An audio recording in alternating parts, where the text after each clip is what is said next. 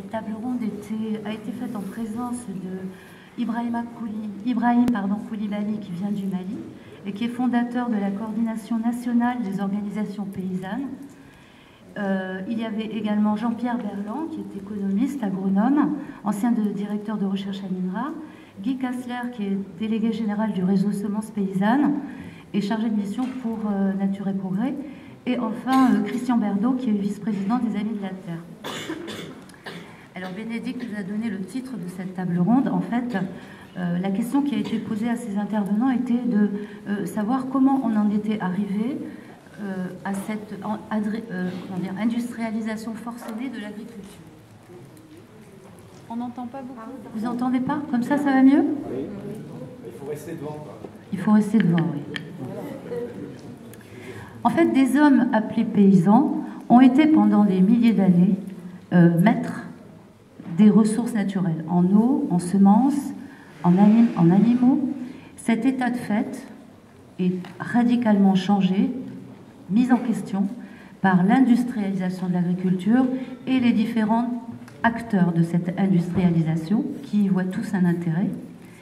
Ce phénomène se passant absolument partout sur la planète.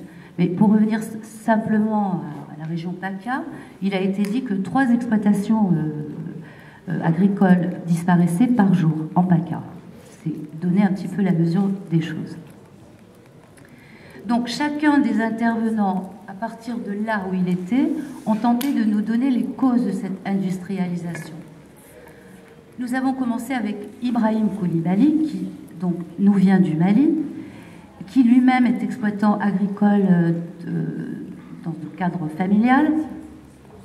Le Mali compte 15 millions d'habitants et il y a 75% de la population qui est actif dans le secteur agricole et c'est un secteur prospère. Pour Ibrahim Koulibaly, principalement, la raison de ce changement, de ce mauvais changement, c'est dû principalement à un dévoiement de la démocratie dans un contexte historique de colonialisme. Pour lui, il nous dit, voter, ça sert à quoi? On vote, mais on ne décide de rien. Finalement, le peuple ne décide de rien.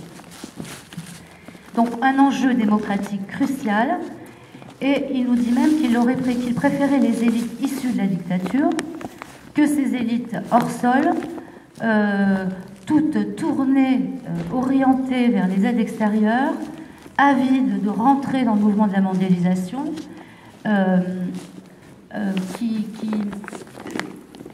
qui forment des élites, enfin des élites qui sont formées à se détourner de leurs origines paysannes, avoir même du mépris pour leur origine et parfois même de la haine.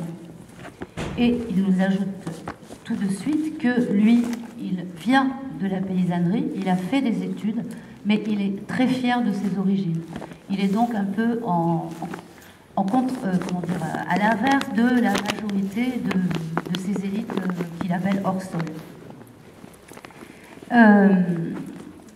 Il ajoute aussi que ces élites démocratiques sont des mendiants. Ce sont des mendiants, oui. Pourquoi? Parce qu'ils attendent les subsides, ils espèrent les subsides de tous ces organismes internationaux que tout le monde connaît, qui donnent des financements et qui, évidemment, à travers ces dons et les procédures qui sont mises en place, aboutissent à quoi? Eh bien, selon son analyse, à la destruction de la classe paysanne, d'une classe paysanne qui est pourtant prospère. Il nous dit même que parfois la production, surtout par temps de pluie, est une surproduction.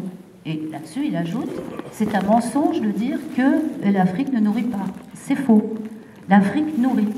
Par contre, via les gouvernements, via le gouvernement, qui est l'interface de toutes ces grosses multinationales et la Banque alimentaire mondiale, il se passe des choses aberrantes comme la permission pour un importateur de riz de s'installer sur 160 hectares, d'enchasser les gens du cru qui étaient là, et de chasser, s'il y a une résistance, d'amener l'armée.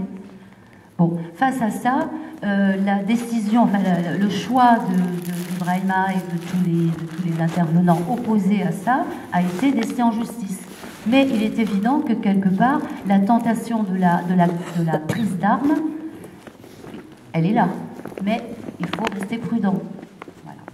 Donc, pour Ibrahima Coulibaly, on va dire que l'essentiel a été dit.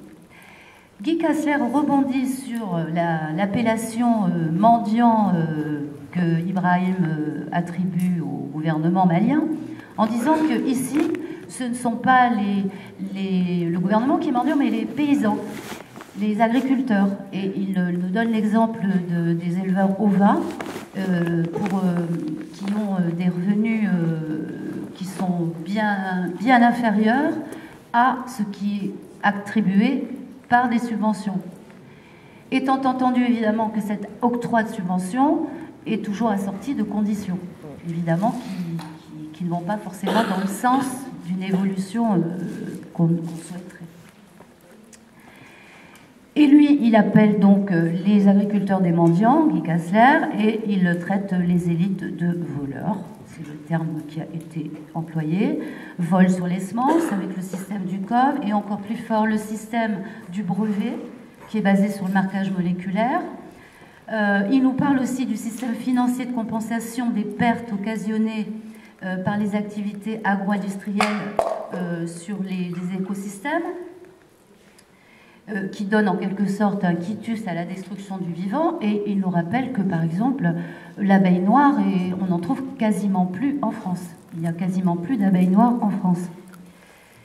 Il revient aussi sur l'affaire Cocopelli en attirant l'attention sur le fait que ce principe, enfin, ce qui a été dit dans le cadre de cette affaire, ça équivaut à donner la liberté de commerce sur les semences.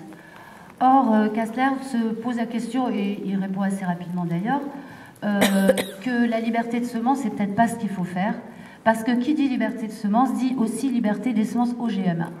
Donc pour lui, il faut protéger les semences de la liberté de commerce. Il ne faut pas ouvrir la... Jean-Pierre Berland, pour sa part, lui, met l'accent sur l'aspect, on va dire, philosophique qui contextualise cette agro-industrie. Il nous parle d'une idée de base qui est celle de dominer, de maîtriser le vivant. Donc on en arrive à tout le monde connaît, à savoir les cultures, l'élevage hors sol. Il nous dit que l'agriculture moderne, avec ses pesticides, son pétrole, ses brevets, travaille contre la nature, qui, elle, est faite de relations, de liens entre tous les écosystèmes. Il nous dit qu'en privatisant le système, en privatisant donc le vivant, le système marchand détruit toutes les solidarités qui sont la marque du vivant. En détruisant la biodiversité, la monoculture et les lois semencières pèsent d'une manière mortelle sur la vie. Il nous dit que l'INRA a travaillé contre la nature. Et il nous dit aussi qu'il s'est instauré une supériorité tout à fait infondée des laboratoires sur les paysans. Et il nous dit aussi qu'on en est arrivé au degré zéro de la recherche biologique et botanique. Il nous dit que les OGM, c'est le monde de Néandertal. En fait, l'écologie, la biologie ont des logiques totalement opposées à la dure loi du profit qui chapeaute toute cette agro-industrie. Il nous dit que les producteurs ont été bafoués et il y a un seul impératif, un seul mot d'ordre, tourner le dos à l'industrialisation de l'agriculture. Et comme Guy Kastler l'avait dit aussi, la conclusion c'est il faut les arrêter, les stopper. Christian Berdo, lui, attire l'attention sur l'idée principale qui sous-tend l'action menée par les Amis de la Terre. Et cette idée principale, elle est assez simple. Elle n'est pas nouvelle non plus, mais quand même, il faut pouvoir la remettre en mémoire. C'est que chaque humain sur cette planète, on va dire du maire de Neuilly au paysan du Zambie, a les mêmes droits. Il attire notre attention sur le fait que le problème principal de ce déséquilibre qui est constaté est lié à notre surconsommation et à l'évolution désastreuse de cette agriculture qui doit fournir nos besoins, notamment en agrocarburants. Agrocarburants qu'il compare à une espèce de rouleau compresseur qui détruit des terres agricoles qui au départ sont là pour nourrir les gens. Et il nous donne l'exemple de l'Indonésie pour lequel 3 millions de personnes seront virées, c'est en projet, pour cause de culture d'agrocarburants.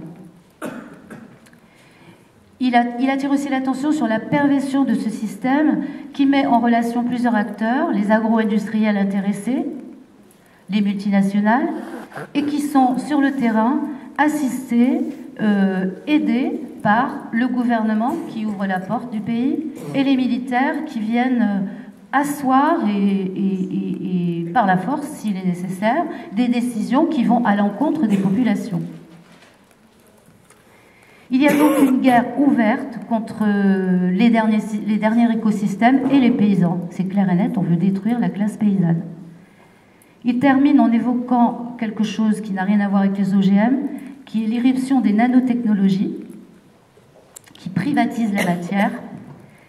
Il nous rappelle qu'il y a également des recherches sur comment créer des plantes synthétiques, en sachant qu'il y a déjà eu que la science est capable de faire des gènes synthétiques. Et il se demande si le fait d'avoir ouvert un grand frigidaire en Norvège, financé par, je crois, Bill Gates et d'autres grosses compagnies, si le but du jeu n'est pas d'avoir toutes les semences sur la main pour pouvoir étudier ces semences et pouvoir les reproduire de manière synthétique. Et donc évidemment là, il y aura aussi une grosse... la biodiversité, et voilà. Eh bien écoutez, moi j'ai fait le tour en ce qui concerne les tentatives d'explication de tous ces intervenants très intéressants sur comment on en est arrivé là. Et Gaëtan va prendre la suite pour nous donner les directions qu'on a pu trouver pour se battre, pour inverser le processus.